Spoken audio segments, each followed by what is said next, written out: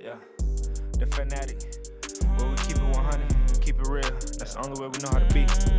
Talking that sports talk. You know what I'm saying? Straight out of South Carolina. Upstate, A64. Yeah. TFANATTIC.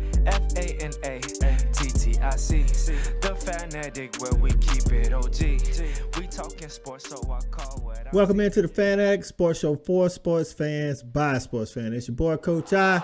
And you know I got the stat guy with me over there. What's up, stat guy? Good night, Coach. Talk a little Big Ten action, you know. Hey, that's right. We down here in the Southeast, man, surrounded by ACC, SEC, and the SEC, what we representing. But we got to talk Big Ten football, man. This is one of the best rivalries, or I would say better rivalry. I ain't going to say best, but everybody's got their own opinion. But I think the Michigan is a good rivalry. Speaking of rivalries, Michigan State and Michigan fans, I want to know where this rivalry ranks for you, especially the Michigan fans. I know Ohio State is number one. Maybe there's some fans out there that says Michigan State is number one. Let me know, and if there's a big gap out there. So, of that rivalry, man, don't like every Big Ten team matchup pertain to like have a trophy or something to win. And there's a lot of them. There's a lot of them out there. Man, what about this game? Yeah, so this game, Michigan State, they play for Paul Bunyan's trophy. It's honestly my favorite trophy that the Big Ten schools play for. You're looking at a 4-foot-tall Paul Bunyan statue standing on the state of Michigan with an axe between his legs, got a school flag for each school on either side of him. It stands upon a 5-foot-tall base as well, so in total it's a 9-foot-tall trophy. And the winner of this game gets to take the trophy home back. So it currently resides in East Lansing, as Michigan State has won the last two meetings. But it will be in Ann Arbor for the game. And then the winning team will normally run over to it. Just a cool atmosphere in Big Ten with their unique trophies that they have. But talking about this series, man, you're looking at a Michigan State team that has won 2 in a row. They're 6-3 in the last 9 against Michigan.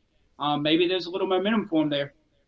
Maybe it is, man. And I just want to shout out my coworker, man, JK. JK's a Michigan State grad. She's an alum. So shout out to you, JK. We're talking Michigan State. You asked me who's going to talk. That's what we're doing. All right. So you say they're 6-3. The Spartans are 6-3 in the last 9, huh?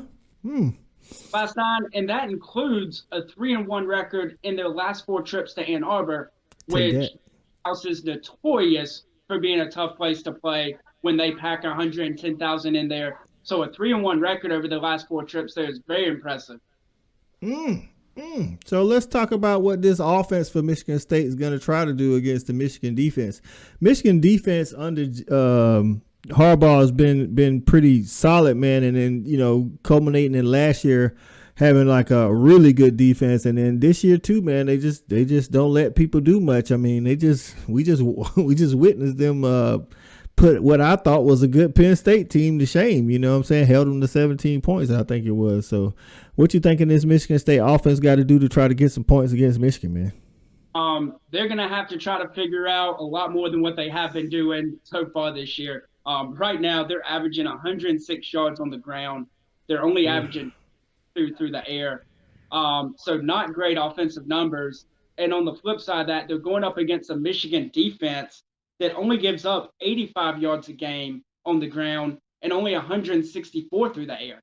So not bad offense, but not a great offense going up against a good defense that normally does not bode well for the team that has got the offensive struggles.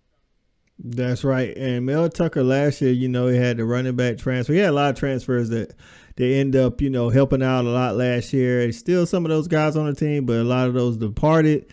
It's been a struggle this year for Mel Tucker and the Fighting Spartans, man. Listen, I don't know. Michigan's defense looks. I think they're probably faster this year. I mean, I know they was good last year. They had better edge rushers, of course, and the 2 that got drafted. But I think their defense overall is a little bit faster. I know people will say they haven't played anybody. You got to play the people on their schedule. It's not like the players make the schedule. And they've been doing to those teams what they should outside of Maryland. I know Maryland did play on coast. But to that, Tagovailoa, the second, is he's one of the best passers in America. So it is what it is. They had an off game like anybody else can have an off game. So, well, what about the Michigan offense versus the Michigan State defense? Mel Tucker is a defensive guy by nature, but his defense has been less than stellar this year. And that Michigan offense with Blake Corum and Donovan Edwards at running the ball, they just been able to do whatever they want to. I think they ran. I think they ran for like almost 400 on Penn State. Again, like I said, I thought Penn State had a decent team, but maybe Michigan is that good. I still would like to see them pass the ball a little bit more, but they haven't had to. So why put it in the air when you don't have to? Yeah, you're looking at a Michigan State team that gives up 269 through the air. They give up $150 on the ground. So over 400 yards of total offense that they're giving up a game on defense. And then when you flip it over to that Michigan offense, this is an offense that I know it kind of doesn't seem that way with the games we've watched, but stat-wise, they're very balanced. 241 on the ground, 231 through the air. And the fact that they're out-rushing, they're passing, but still passing for 100 yards a game. When's the last time we've seen that in the NCAA?